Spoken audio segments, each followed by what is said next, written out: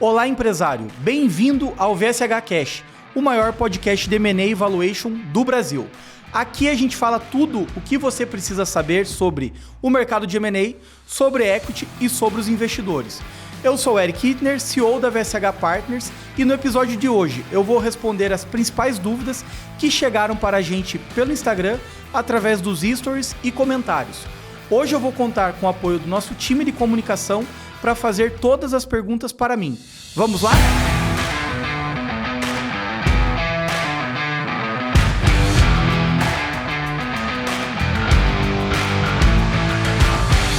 O valor da minha empresa pode mudar ao longo do tempo? Pode e vai mudar ao longo do tempo. A empresa é um organismo vivo. Os eventos financeiros eles vão acontecendo a todo tempo. E a empresa ela pode estar numa crescente ou ela pode estar decrescendo, ela pode estar decaindo, tá num movimento contrário. Ou ela está numa evolução ou eventualmente numa involução.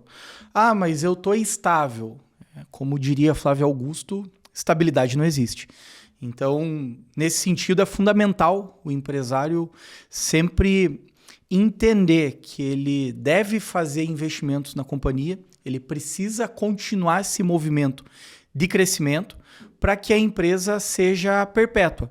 As organizações têm esse objetivo de perpetuidade. Os seres humanos eles acabam indo para um segundo plano, as empresas permanecem. Então, sempre o objetivo, quando você constrói, funda uma empresa, ela precisa atingir esse grau de maturidade, ela precisa continuar crescendo e ela precisa ser perpétua. Como encontrar o comprador certo para minha empresa? O comprador certo ele vai vir do momento certo. E qual é esse momento certo? É o auge. É quando a empresa está bem, quando a empresa está em ordem, quando a empresa está em conformidade, quando a empresa tem uma gestão adequada do seu fluxo de caixa, quando a empresa tem um plano estratégico de crescimento. E não é aquele plano teórico que muitas vezes consultores sem vivência de mercado fazem. O papel não vai resolver muita coisa. Aqui a gente precisa ser excessivamente pragmático. Então a gente tem que planejar, projetar e executar.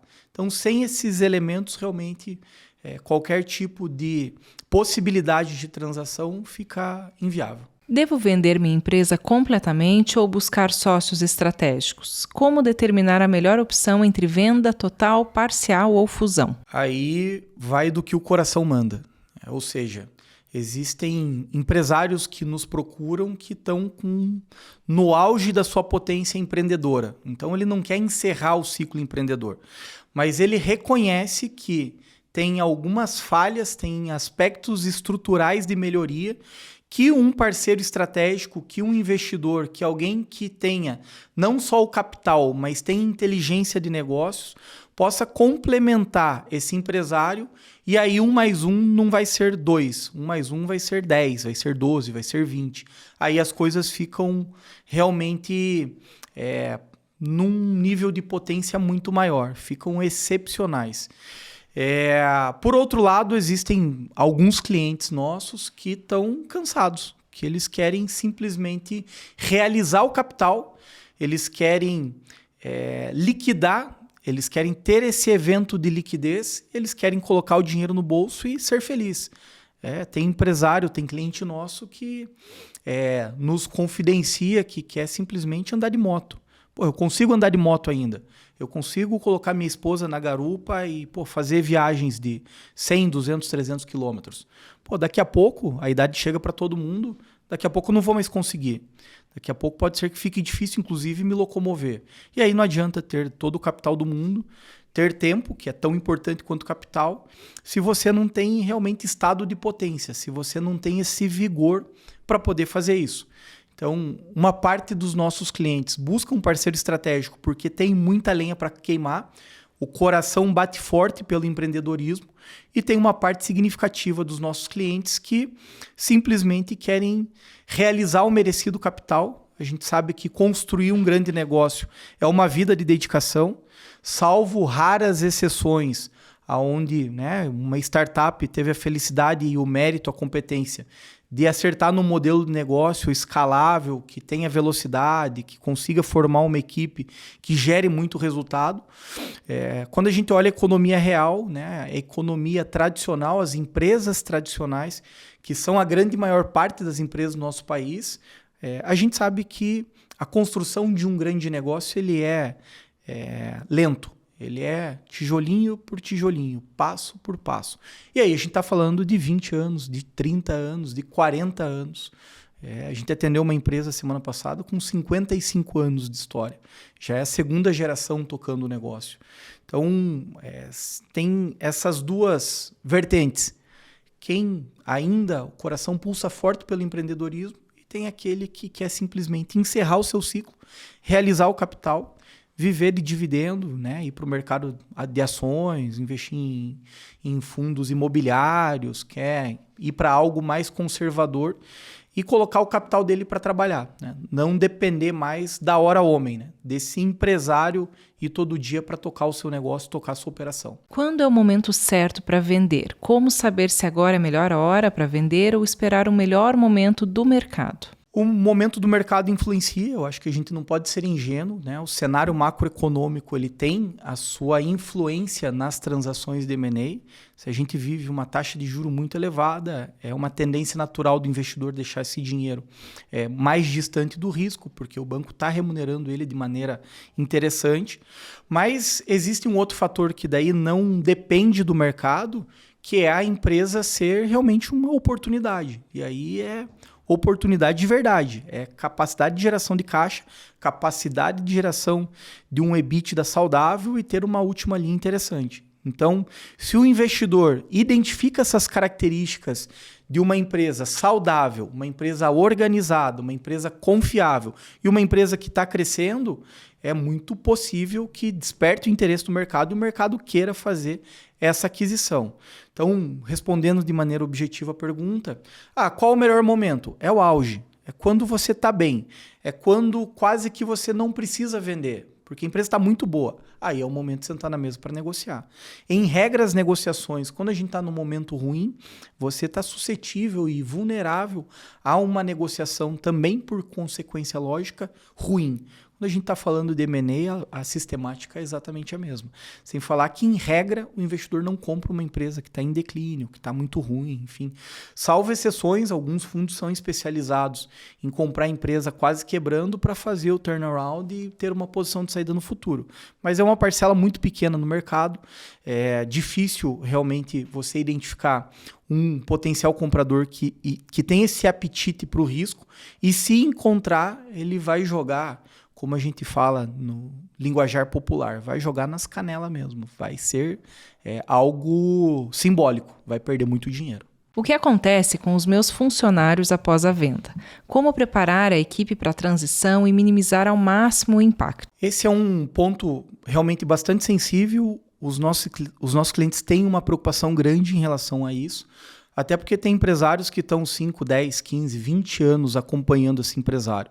Então fica sempre essa preocupação. Puxa, mas quem está comprando vai dar continuidade a esse legado? Ele vai continuar a empresa da mesma forma? As coisas realmente vão permanecer exatamente como eram? E a resposta é nem sempre vão, né? Ou seja, existem situações em que as coisas vão se modificar.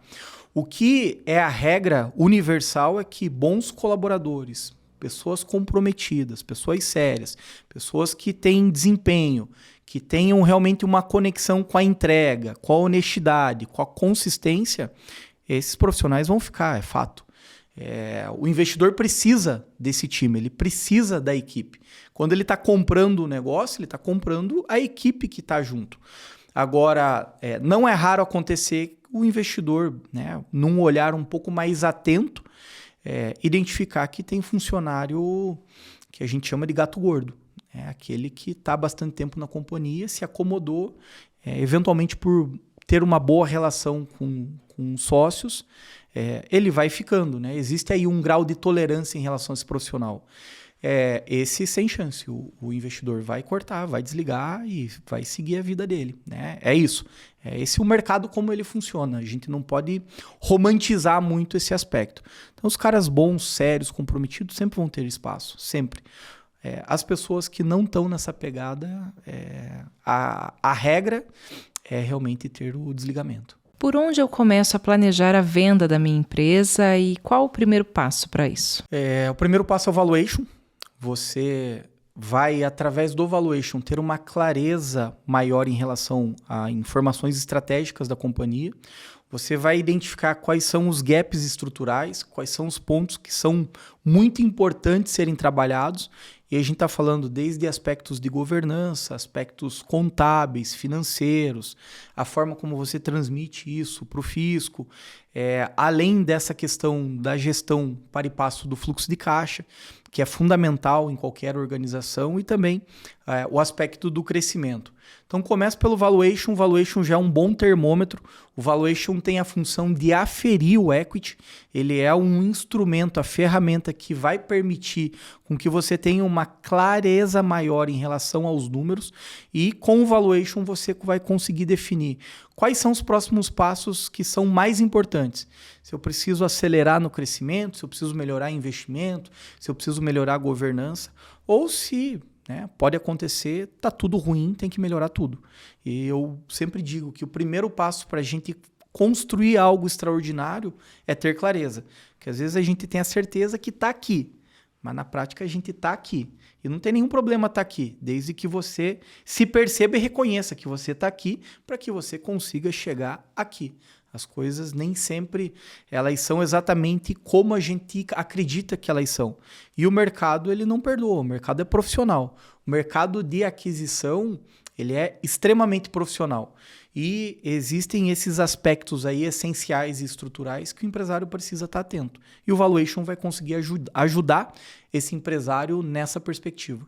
Estas foram as dúvidas do podcast de hoje. Se você assistiu o nosso episódio até aqui, não se esqueça de se inscrever no nosso canal e deixar a sua dúvida nos comentários para que a sua pergunta seja respondida no próximo episódio. Até logo e bons negócios!